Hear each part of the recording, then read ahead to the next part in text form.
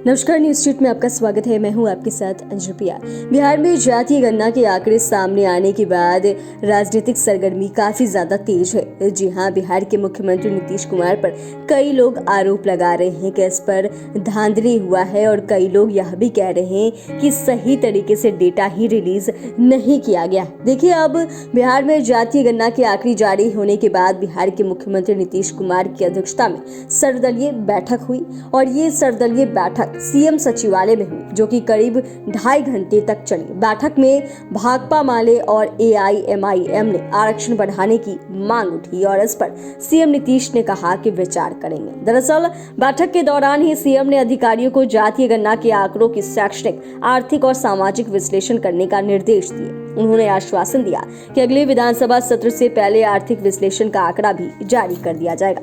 वहीं इस मामले को लेकर बीजेपी नेता हरी सहनी ने कहा कि कुछ जातियों में उपजातियों की अलग अलग गणना पर सवाल उठाए। उन्होंने पूछा कि कुछ जातियों की उपजातियों के साथ गणना हुई है, कुछ की बिना उपजातियों की हुई है। ये गलत है, इससे उनका विकास कैसे होगा। बिहार में 2 साल बाद नीतीश कुमार की अध्यक्षता में सर्वदलीय बैठक हुई। इससे पहले अगस्त 2021 में नीतीश कुमार ने सर्वदलीय बैठक बुलाई थी। तब सीएम नीतीश एनडीए का हिस्सा थे और भाजपा के विधान परिषद में सदन के नेता हरी सहनी ने बताया कि उन्होंने बैठक में गणना को लेकर आपत्ति जताई और किस बात पर आपत्ति जताई, इस पर उन्होंने खुलकर कुछ नहीं बोला। उन्होंने कहा कि अभी वे अपने नेतृत्व को बैठक की जानकारी देंगे और इसके बाद ही इस पर कुछ बात करेंगे। वहीं भाजपा ने बैठक में समरसता का मुद्दा जो है वो भी उठाया और कहा कि कुछ जातियों की 6 उपजातियों को एक रखा गया है तो कुछ की 17 उपजातियों को अलग अलग बांट दिया गया है। ऐसे में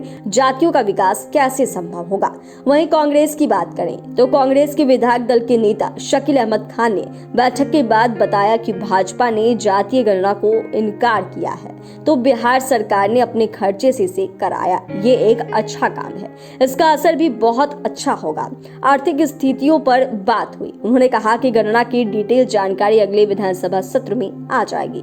वहीं इस मामले को लेकर भाकपा माले विधायक के नेता महबूब आलम ने कहा कि उनकी पार्टी की तरफ से बताया गया कि आर्थिक जाति के आधार पर जो पिछड़ापन और उत्पीड़न है, सामाजिक आर्थिक विषमताओं को दूर करने के लिए जातीय गणना हुई। आगे से जो योजनाएं बने उसमें जातीय विषमताओं को ध्यान में रखकर बनाया जाए और वही गणना में प्राप्त आंकड़ों के आधार पर आरक्षण बढ़ाया जाए। उन्होंने कहा कि आरक्षण का प्रतिशत बढ़ाना चाहिए। इस पे एआईएमआईएम के प्रदेश अध्यक्ष अख्तरुल इमाम ने बताया कि पिछड़ी जातियों का आकलन हो गया।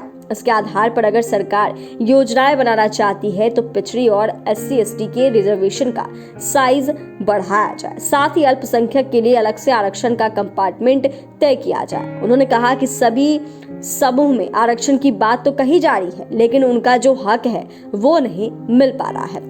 वहीं अब इस मामले को लेकर बता दें तो जातीय गणना का डेटा जो है वो तो रिलीज हो गया, लेकिन इसका मामला भी सुप्रीम कोर्ट पहुंच गया। जी हां, इसके खिलाफ सुप्रीम कोर्ट में भी याचिका दायर की गई, जिसे कोर्ट ने स्वीकार कर लिया। हालांकि कोर्ट ने कहा कि अभी इस मामले में कोई टिप्पणी नहीं करेगा और वहीं मामले की सुनवाई जो है वो 6 अक्टूबर को रखी गई है और उसी समय सबकी दलील जो है वो सुनी जाएगी। और इसको लेकर याचिकाकर्ता के वकील ने कहा कि बिहार सरकार ने पहले जातिगत गणना के आंकड़े सार्वजनिक न करने की बात कही थी, लेकिन अब इस तरीके से आंकड़े सार्वजनिक कर दी गई है। चैनल को सब्सक्राइब करें, फेसबुक पेज को लाइक करें। धन्यवाद।